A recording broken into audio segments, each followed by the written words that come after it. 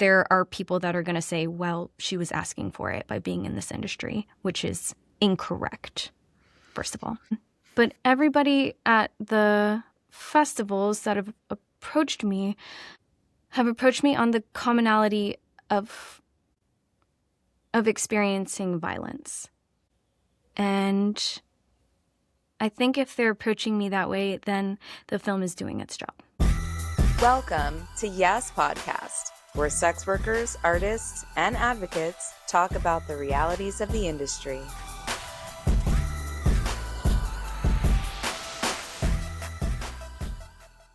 You're listening to a show on Yes Network, a collection of podcasts created through Yes Work. Learn more at yeswork.org. Hi, everyone. My name is AM Davies, and I'm going to be your host today on Yes Podcast. Thank you so much for being with us as always. And before we get into today's episode, I wanted to remind you that Yes Podcast is produced by Yes Work, a nonprofit organization dedicated to changing public perception through media. If you love our podcast, please consider donating. Donations like yours help keep our projects going. Head to yeswork.org/donate. Thank you so much for listening to our opening. We are here today with a very special guest. All of our guests are special, but this one's been a long time coming. It's my pleasure and honor to welcome Monty to Yes Podcast. Hi, Monty. How are you? Hi, everybody. It is such an honor to be here. Thank you for reaching out. I am so excited to chat. Oh my gosh, I'm beyond excited that you're here. Before we get into all the meat of the things, we do ask our guests the same two questions up top. One, what are your pronouns? Let's start there. She, her. Perfect. And do you identify as a sex worker? Yes, I do. Lovely. Thanks for sharing. Okay, this is so exciting, I feel like, for both of us, which is really cool. Because we've both kind of been seeing each other, but I never thought to reach out to you and watching your work and your journey, because I was always like, oh, she has so much going on. You know what I mean? You had so much going on that I didn't want to insert myself into your life just because I admired you so. Do you know what I'm saying? So that's where my mentality was. I feel that. I'm maybe not the same, but similar. I normally don't reach out to people that I admire. I would never even think to reach out to you. Yeah. Because I'm behind my art pad. I'm drawing. Yeah. It's just me looking out. Yeah. Yeah. So yeah, I'm really grateful that you reached out. Yeah. Thank you. Me too. So, you're here today, because you are a sex worker who has a story to tell, and we love to honor that and feature that here. But also because I feel really personal to your story for a few reasons, which we'll get into this episode today. And one of which I must say that while delving into your story to prepare for this conversation, it was just all so familiar to me. It was the strangest thing. It was like I had heard it all before, and I knew that I hadn't. And I can't explain it any other than it just all feels so familiar to me. And it is what it is. It's not a good or bad thing. It just, that's all I can really say. I can't figure out anything else about it yet. Does that make any sense to you at all? Absolutely. Okay. My story seems to resonate with people. And then when I hear them tell me their stories, we just keep running into the same things. We experience really similar things. If you're, God, it doesn't even matter. If you're a dancer specifically, if you're a just broad sex worker, if you're a woman. Yeah. This story is really our story. Yeah, totally. And that's perhaps partly why it felt familiar. And this is a good point, I think, to mention to our audience that this is a warning that we will be talking about SA in this episode, not necessarily in detail, but language around that will come up, and so we just want our audience to be prepared for that. So the main reason, you made this billboard, right? That is your champion, triumphant pivotal moment in your life, which is how I found out about you, about this billboard. Can you share with our audience who may not know your story a little bit about this billboard and what it means? Sure. I'm an artist first, and I've been dancing for quite some time, for several years, trying to get that off the ground. And during one sprint, I was dedicated to saving up money for a car, booth panels, like festival fees, so that I could go and sell my work at fairs and festivals. And while I was dedicated towards that goal and working, I was assaulted at my place of work, and it halted all of that. I brought that up to management and to the police, and nobody did anything. So I painted a billboard about it. I hand painted a 14-foot by 48-foot billboard. Yeah. Calling them all out. Yeah. Yeah. The billboard I got to see, I'm so lucky that I got to see it in person and experience like the magnificence of your art as close as I could physically get to it, you know, because it was so high up there.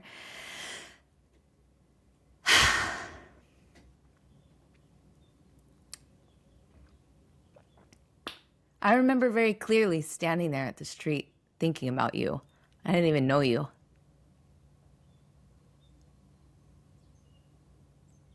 I hated that building too. So thank you for that billboard. And I'm sorry that you had to make it. Yeah. Thank you for those kind words. That seems to be like a common reaction to it. I talk about this a little bit in in the article and in other projects, but someone stopped. It was a woman driving and a man in the passenger seat, and they stopped as the billboard unfurled, and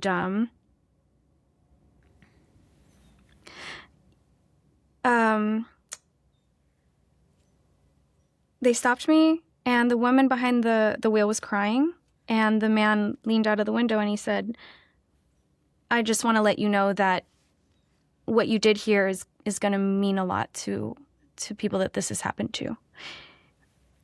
And that's what made me feel like I did good, like what I did mattered. Yeah. Yeah.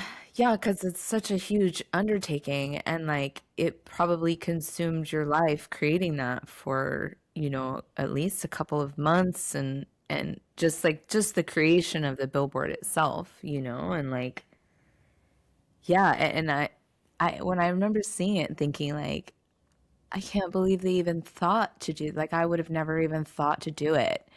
And the placement of the billboard was so beautiful and perfect. It was like practically on top of the strip club itself where the thing happened. And it just was so genius, and I could see, like, I don't know, for me, I do a lot of things and I'm like, is this the right thing? Am I, is this going to turn out okay? So was any of that like happening for you?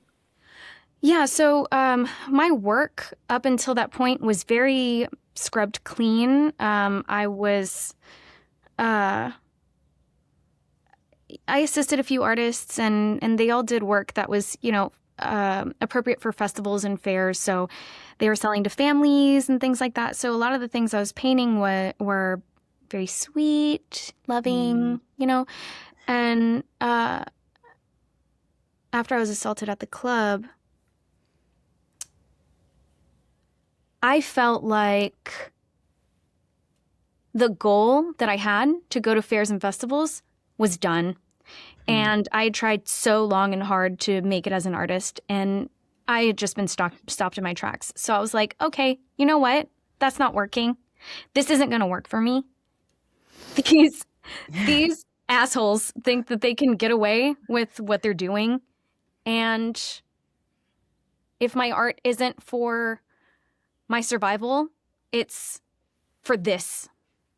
If I can be loud with it and call these motherfuckers out, I will. So my initial idea was to paint the fuck out of that building. Yeah. Yeah. And I was sure that was going to be the end of my art career. I mean, I can tell you how it just snowballed from there, because the initial idea was to paint the building so that when people pulled in, they would have to see. Mm. The initial concept was for me to paint just all of us women, and there'd be a speech bubble or something that said, "Excuse me, I'm gonna use the R word." Like I'm okay. I know that's like jarring to hear, but yeah, I was gonna paint "We were raped here," because I'd found out that I was not the only one, of course. Right. Right. Yeah. I know a lot about that place. I never worked there. I wish I had known more. My partner for a long time worked there. So I heard a lot of stories. He left before you got there, I think. Or before the thing happened. You said, did I hear you say that he was a bouncer? He was. Do you know? I don't know if I'll remember him, but what was his name? Yeah, I won't dox him and put his last name on the internet, but okay, that's fine. He was tall, really good looking. 6'6". Tall, beefy. I'm trying to remember. That was my type for a while. Okay.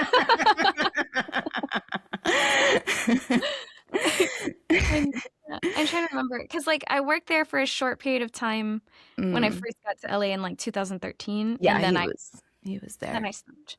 Okay, I probably definitely ran into him. And maybe not. I don't know. He had a whole thing too. He left and came back also. So it could have been you could have missed each other because you left and came back, and everyone left and came back. You know, and that's how the point is, like, he was friends with that dude, and it bugs the shit out of me when I put it all together. Bugs me. Oh my God, I'm sorry. Yeah. I put it all together in the last few days, and I was like, gross.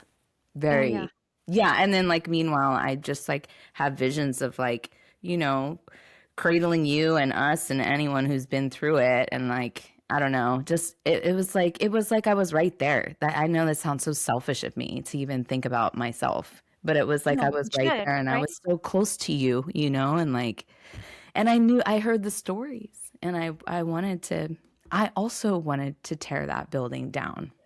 Yeah. Which is why when I saw the billboard, it was so, like, I was so moved by it, because I knew the things, I heard the things, you know, and I didn't hear your story. And I didn't hear stories like that. Probably on purpose. Yeah, absolutely. Because why would, like, they're not going to talk about it. Not that. It was different. Yeah. I heard more about customers.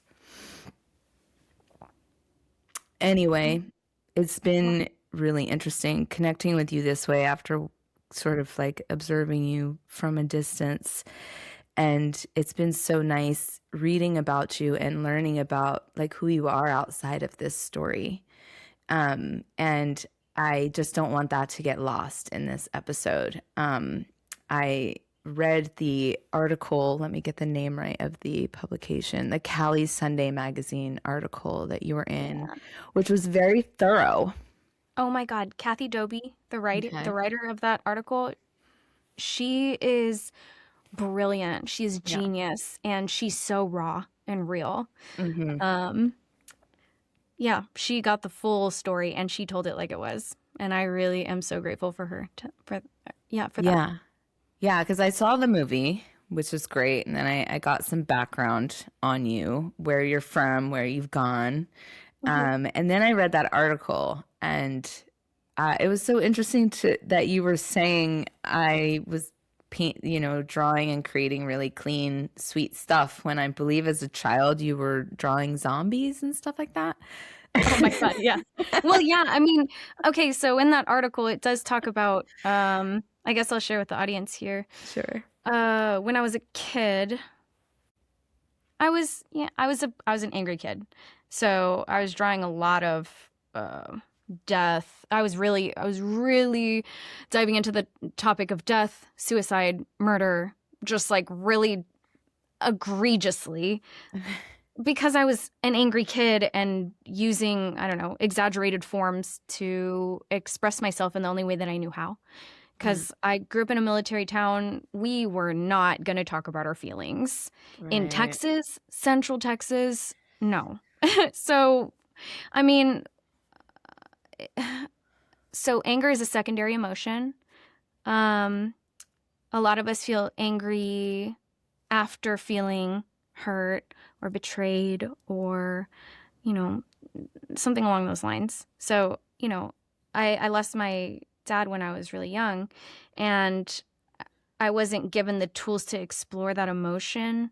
So when I became a preteen and a teenager, I was just going all in with the anger that had built up. And that art was snatched up by a teacher, and I was given the choice to either go to juvie or go to a psych ward. And I went to a psych ward. But like, go to juvie for what? What'd you do? Draw? Well, okay. This is after Columbine. Okay. And I think they found like a manifesto. You know what I'm saying? Where they're like writing down who all they want to murder. Okay. And then they follow through. So, yeah, I don't know. As an adult, I look back and I'm like, wow, they handled that so poorly. Okay. But I see where they were going with it. It's extremely uneducated, and it is sad to see that people in charge of children's lives aren't better trained for things like this. Yeah. But yeah, they saw me journaling and drawing and writing stories about like these exaggerated, fantastical ideas of like, murder and suicide. So they were like, send her to the psych ward. Wild. Yeah. But yeah, as you can imagine, after something like that, I was not encouraged to draw anything that would shock anybody after that. Right. That makes a lot of sense. But did you in your private time? Like, how do you, I mean, because it was an expression of what you wanted. Did you hide that, or did you just not do it for a while? That's such a juicy question. I really didn't. I learned how to be overly positive, smile all the time, and it was extremely sarcastic at first. And then I kind of got comfortable in that gritting my teeth and smiling and never telling anybody how I felt. And over the years, like, I mean, any amount of pressure is going to break that. And it did. I think I was like in the middle of school and at the Art Institute of Dallas. And my boyfriend at the time left for basic training. And I didn't have words for any of this at the time, but it triggered me because, I lost my dad in the military, active duty. So losing my emotional support, who was my boyfriend, in the middle of a lot of pressure, which is school, I broke down. And amongst all that, my best friend, Christine Boomhauer, went to LA after she finished her fashion design degree and took me with her. No. Yeah. Yeah. Yeah. LA I lived there for 22 years. You were there for about 6 years, probably, based on Yeah. the timeline that I've learned. Yeah. Do you miss LA at all?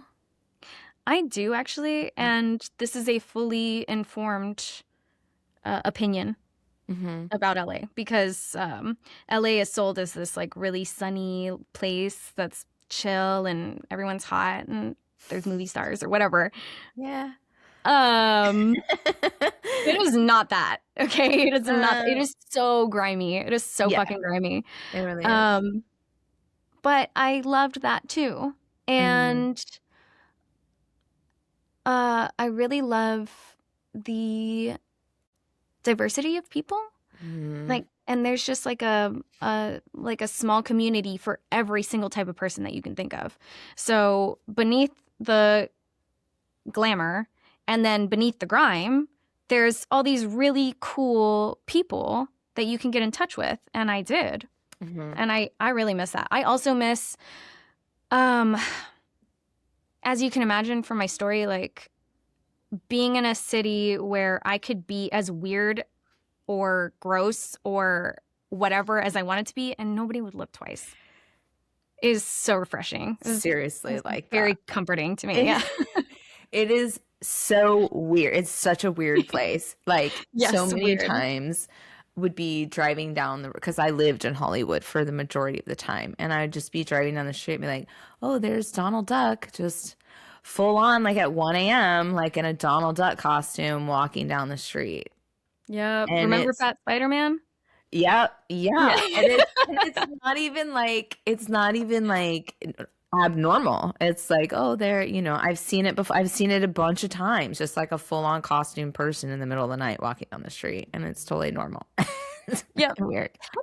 Really, really appreciate that. Yeah. Yeah. I miss it too. I miss the weather and the food. The weather. It was great food. And I know this is dumb, but I miss the driving. I like driving around in the sun with the windows down. You know what? That's the first time I've ever heard someone say that. And that is so true. It's so fun. And you could do it like the majority of the time there. So, yeah. That's so funny. That's everybody's most hated activity in LA is the traffic. Everyone hates the traffic. I mean, if I had somewhere to go and there was traffic, I'm sure I was bitching about it. But in general, like I just look back and I don't know, driving there is so fun. It's like a race car course. Like everyone drives like a maniac. It's so fun. I love it. I do miss all that. And I'm from Texas and I'm living in Texas again. It's so flat. Yeah. Driving is not fun here. Totally. There's nothing to look at. Yeah. Are you happy that you've settled back where you're like rooted from? Like, how does that feel to you? I think because I grew up here and I know what kind of like conservative, I can cuss, right? I know what conservative fuck shit people are on here. So in Dallas, people can be shiny and happy and smiley, but like they'll just use these they have like little mannerisms and words, and I'm like, oh, I know what kind of person you are, and I don't fuck with it. So there's a lot of that. Texas is challenging.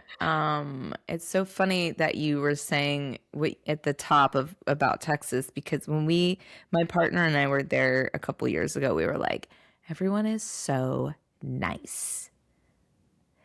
I love the side eye that you just gave, because at the time I was like, oh my God, everyone's so nice here.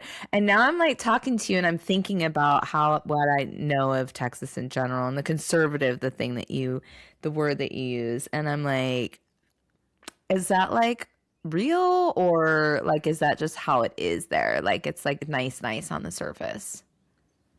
Oh man.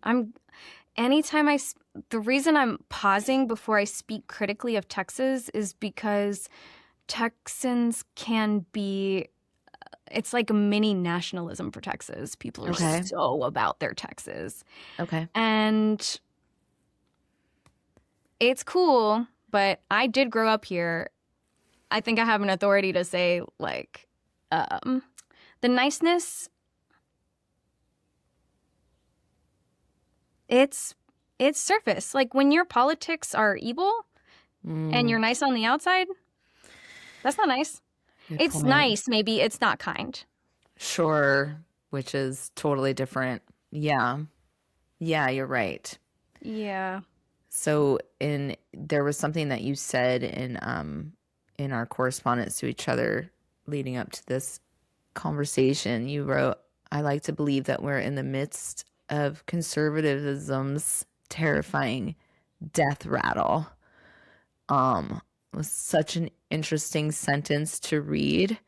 I don't think I read death rattle daily, but I would like to know more about what you mean. I mean, you have other sentences here, but I think you can expand.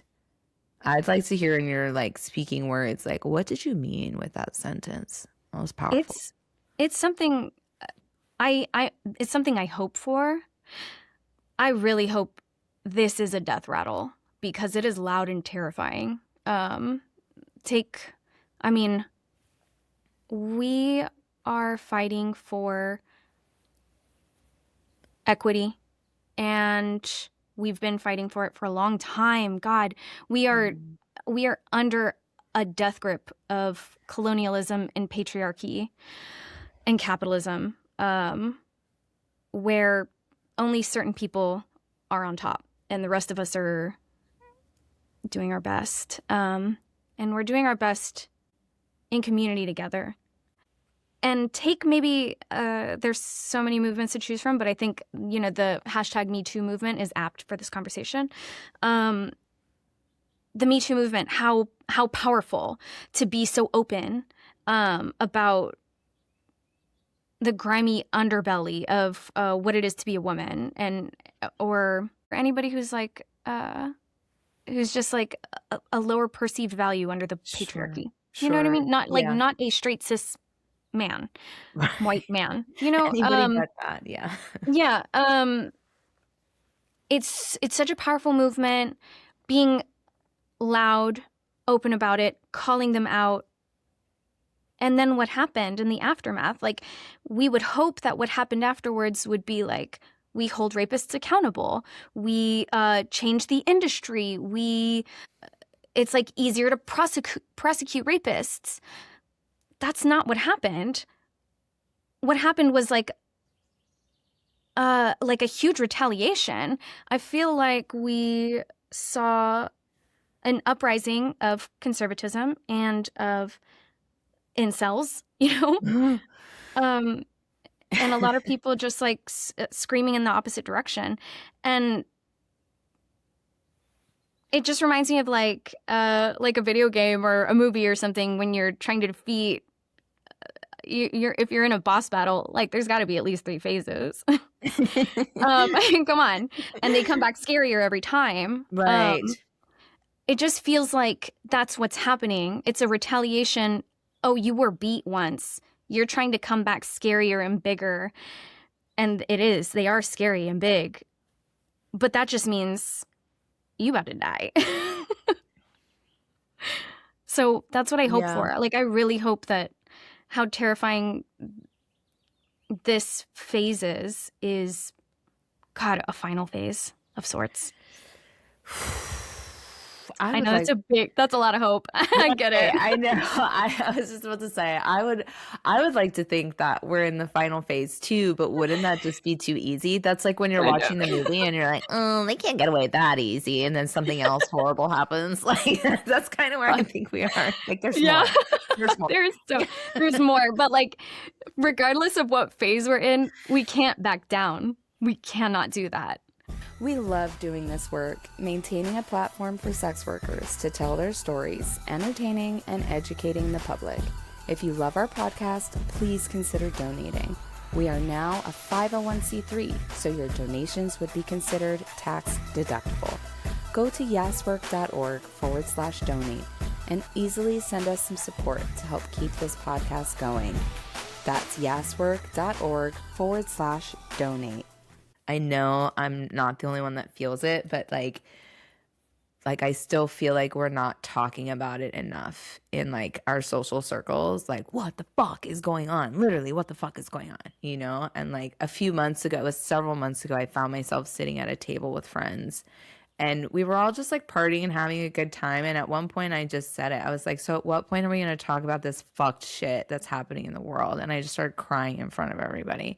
Because I'm like, how are we just sitting here partying, pretending like everything's fine? And it's clearly fucking not fine, And so I'd like to think that I think that you are right to some degree about the death rattle and the phase of the death of conservatism coming. And I think that's because like it feels stronger. Conservative feels stronger right now because they're terrified of losing their grip and their control. That right? part. Yes, they are obviously terrified. Yeah, And that's why I think even like the rise of incels or the rise of misogyny is the same. They're like, oh, we have to try harder to hate women because they're on to us and they're they're pushing back and they're winning. Your ass. Yeah. We are on to your ass. Yeah. And I love that for us. Yeah. And like it is, we are sitting here and we're encouraging that in each other. Battle is still so exhausting. So like, I'm glad that we're partying with our friends too. And yeah, we party and we enjoy our friends and the people close to us so that we can keep fighting. Yeah. Well, if there's no joy, right? We need joy as like for me as almost like it's like fuel, you know. If I don't have joy, then I'm just gonna slowly rust and stop, and you know, like, yeah, what are we fighting for, right? Right. Yeah, and joy is a form of resistance, and finding those moments. Like I told my partner, I was like, after this podcast, I'm gonna read the Wizard of Oz book because I just want to do something for me. Wait, isn't the Wizard of Oz about like fighting a fascist regime? 100%. That's why. You know what? Yes. Yeah. So I like the Wizard of Oz story because that's 100% what it is. Even the main movie, it's all about, you know, Oz. It's all about fascism. And then, you know, I'm into Wicked, which kind of turns the story on its head. And then the actual original book gets more into about how they enslave the animals and things like that. And so it actually gives a more insight to the story of Wizard of Oz, like you said, how it's definitely a story about fighting against fascism. And, you know, I don't know what the end is going to be like because I don't know if it's different from the movie or not. So I'm not going to speculate. But yeah, I don't know. I think I like that story because I find it interesting that they sold us that story as like, isn't this fun and cute? And really the underlying message is we're trying to control you. And so I find stories like that really interesting, finding like the secret propaganda within it, which has been fed to us since birth, right? It takes a lot of unlearning. It takes a lot of aggressive unlearning. Yeah. That's also a daily practice. Daily practice for sure. Yeah. Yeah. Yeah. As like my mother is Panamanian, but my father's white. I'm half white. And I can see very clearly as a light-skinned person in my family, how differently I'm treated. And that just kind of like kicked off learning how I'm treated in comparison to other people and why. And that's just like a really great thread to pull on if you want to learn the systems of who gets to win and who doesn't in our systems. Yeah. Right? Yeah. It's all like when I think about it, I just get really confused at this like mass, like under this mass thinking of, you know, when it comes to things like racism and homophobia. And when I think of those things, and I don't even understand how we even got to that point. You know, it's just so confusing to me that we just hate each other for being different. I get genuinely confused. And you know, you mentioned feeling like shy and different as a child, like very similarly, I'm like, what are we doing? Like massively confused by the choices that we've made as a society. It's just baffling to me. And then to know that I've fallen victim to it to myself and like, you know, practice the things that I was conditioned to practice. And it feels really good to grow out of that, but it does take like every day to think about it and to think about other people and think outside of yourself. And I think that's really beautiful that you are, you know, you recognize what's happening in your own family, you know, and that you probably hold their history with care because you see that, you know, and you go to them with kindness, I'm assuming, and like hold them a special way because you love them and they're your family, you know. Absolutely. And it does help me. It just has helped me see past some of the systems, I think. Yeah. But yeah, I also did want to before we get too far away, I also want to hold you in crying to your friends at a party because what the fuck is going on? You're not the only person doing that, okay? Like we have a monthly game night here. We're having a great time playing board games, and every now and then we have to stop and be like, what the fuck is going on? And what are we doing about it? Okay. Yeah. And I know that's happening in a lot of my friend groups and their friend groups, so you are not alone. Okay, that's good to know. 'Cause I don't know, like, I don't know if I hear it. Like, I don't, I've not had this type of conversation where we're like, oh yeah, we're all crying to each other. It's just happening like in private, So I love that we're admitting that, because kind of like what you said. I mean, I know in the military, it's like we don't share our feelings, but I feel like that's a culture in so many different pockets of life, Oh yeah, right. That's like that's a practice to shove the emotions down. Is that what you mean? I mean, like, I'm thinking about like my own family on, the more religious side, that because that's kind of like an offshoot of religion. Like you don't talk about things, and that, so I've seen that firsthand as well, manifest in family. Like we just don't talk about certain things. We don't talk about feelings for sure. What a great way to control people. Because religion and the military are, that's their whole MO, is to get people to stay in line so that we can uphold certain people in power. That's why all of these like this hierarchy exists, is so there's a person at the top in power. Yeah, and a part of me wonders like if that's just like built into our DNA, like as a collective, it's built into our collective DNA where it's like there always will be a hierarchy. I just wonder shit like this because I'm like, why are we like this? Like, is hierarchy a construct? Because in the animal world, they have hierarchies, so they also constructing as well? There's also, but there are also animals who don't have that. They don't have a patriarchal hierarchy, like bonobo monkeys. They're matriarchal. And, right. And I'm just like, let's get there. I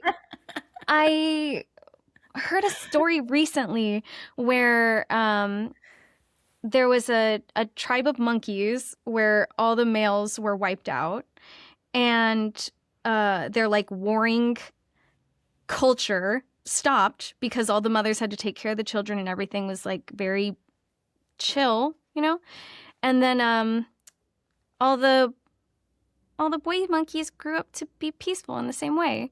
And then like if like a monkey from a different tribe came in with all the aggression, they learned very quickly in that new society, like that doesn't cut it here. Not working, that doesn't work here. And then they adopted the more like chill mannerisms. Now I cannot cite this story. I hope it's not just a parable. It's a beautiful idea. Like, totally. I would love to try implementing it, but I'm interested. Yeah. Yeah. So they're able to evolve their interpersonal behaviors, basically, like how they're treating each other. They're, even as monkeys, are able to evolve, basically, is what you're saying. So why can't we? Why can't we? What's taking so long? Seriously. I don't know. Maybe we should take a page from that one story. Maybe maybe a whole type of... Never mind. Let me not go in that direction. Not speculate on what could. Yeah. Well, speaking of, teaching people, because that's basically what the monkeys did, where they were teaching each other, is you've been teaching people on this festival circuit through your film, right? And I suspect, because we're going to kind of go back to that if you don't mind, because I do want to close with like what your art, where you are and where you are with this film. So you're on the festival circuit, you're showing your movie to all kinds of people who make judgments on these types of things. Like, what was that like? I know there's sex worker films in film festivals, but were you treated warmly? Were you welcomed warmly? Like, what was that experience like going in as a sex worker? And expressing yourself through your art and your film? Wonderful question. So the film has traveled to 18 different festivals at this point. Wow. I've only been to 2. It debuted at Tribeca in New York, which is really cool. So I went to that, and it was received very warmly. I was approached by a lot of different people, but mostly women who have their own stories of assault, because it is unfortunately really common. So I was approached with that commonality, and I actually have not once been treated as different because I'm a sex worker. I know it's happening. I know people are talking about it, but nobody has approached me with that. Like I hear it in comments when people, comment on like the mini doc on YouTube or on Reddit, whatever. I know what people are thinking, and I think the audience might have an idea. You have an idea of how people will react to like a stripper being assaulted.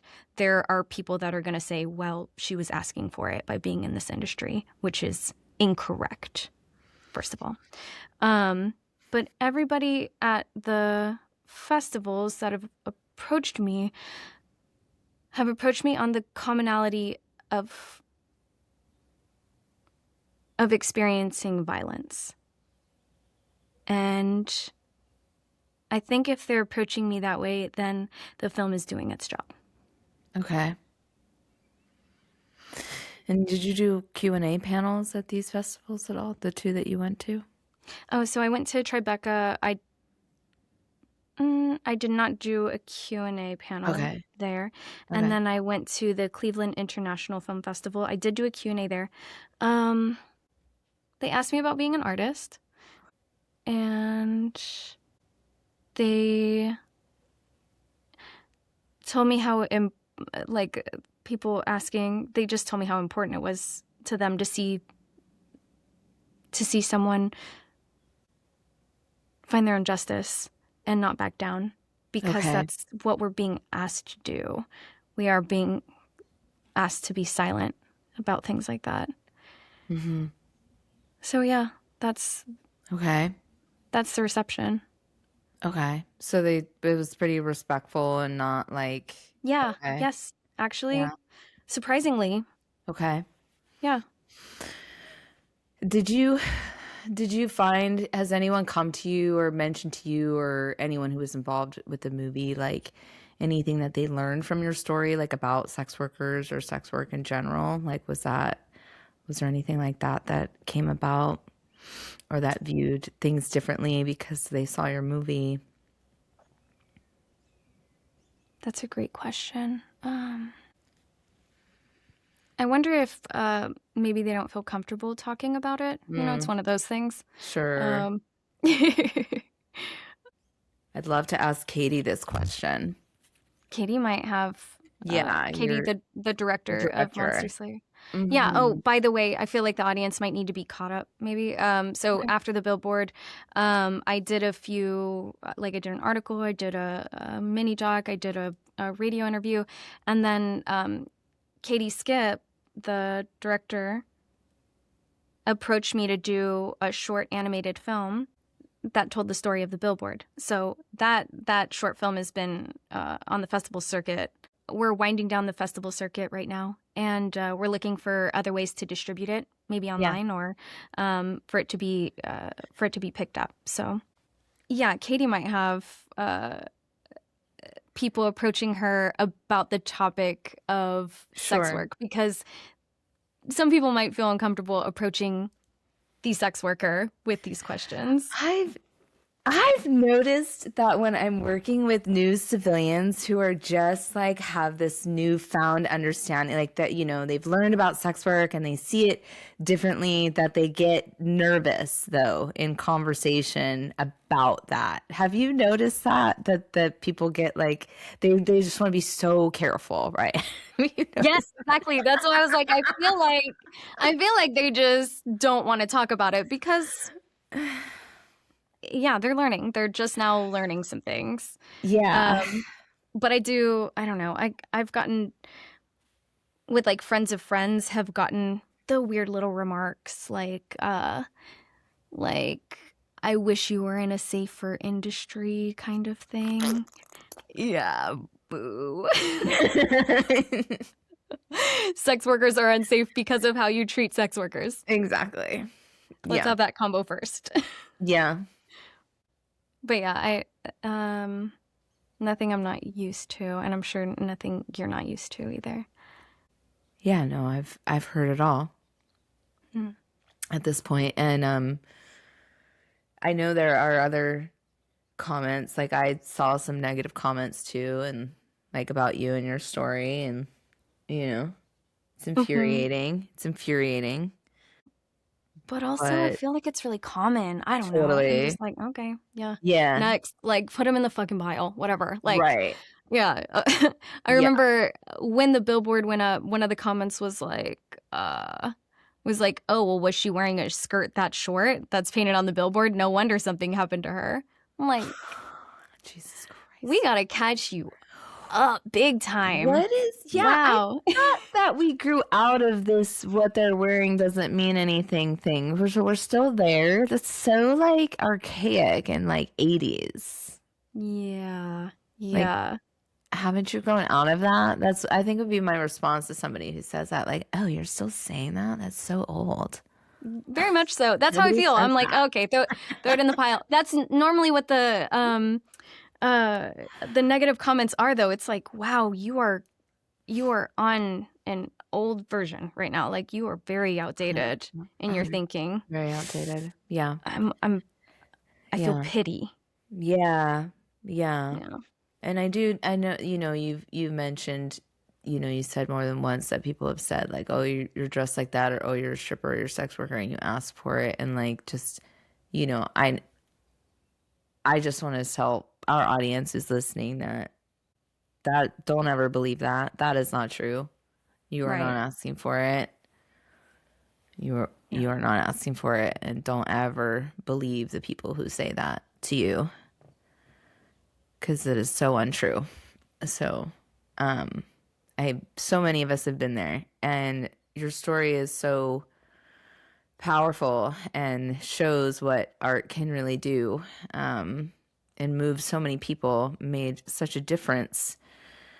And like, thank you so much for that, because it must have been such an incredible journey. So like, thank you for just putting it all out there for us all to see. Like, you just, you like told the story, like you didn't give a fuck, like you said that motherfucker's name, like. I was very angry. I was absolutely fueled by rage, and I was, as you should have been. Yeah. I was not. Yeah, I was not. At that point, I wasn't worried about how it was going to be viewed. I knew. Yeah. I knew that was. I don't know. I knew I was not going to be received well, and I didn't care. Yeah. Which is probably why I have that baseline that's like, okay, yep, another shit comment. Like I knew that was going to happen, but I'm so I don't know if I have a word for this. Just I feel so connected knowing that this act of my mantra during painting it was vengeance for me, justice for them. Vengeance for me, justice for them, as I was painting the whole time. And knowing that the work really served them is so important to me. Yeah, it gives meaning to what I do. Yeah. Yeah. Which is why I am so proud to be to illustrate the short film, because it's another avenue where people are feeling seen and soothed and inspired to find justice for themselves, which is really an insane ask. But it is something that I will actually ask everyone, is to find what is special and unique to them and use it to continue to fight for justice for yourself and for those around you. Yeah. I love that. Thank you. Can Can we share? I just want to know, what are you doing now with your art? What inspires you right now? Like, what's helping you continue on? Is it just the film, or is there other things for you? So the film is wrapping up. It's festival circuit, and I am creating a companion art book to it called Making of Monster Slayer, where I'm compiling all of the illustrations and the creative process and documenting just the process of creating the film in this beautiful art book. So I'm in the early stages of that, and I'm actually moving forward on the festival and fair circuit. So yeah, I'm starting back on that. Yeah. Okay, that's great. That's awesome. I can't wait to share. Like, I want more sex workers to see this film. Can we say the name of it? And is it just in festivals? They can't watch it online just yet? Not just yet, Okay. Unfortunately. Like, Okay. I will blast it. You should follow Monty Monster Slayer on Instagram. You should follow Monster Slayer Film on Instagram.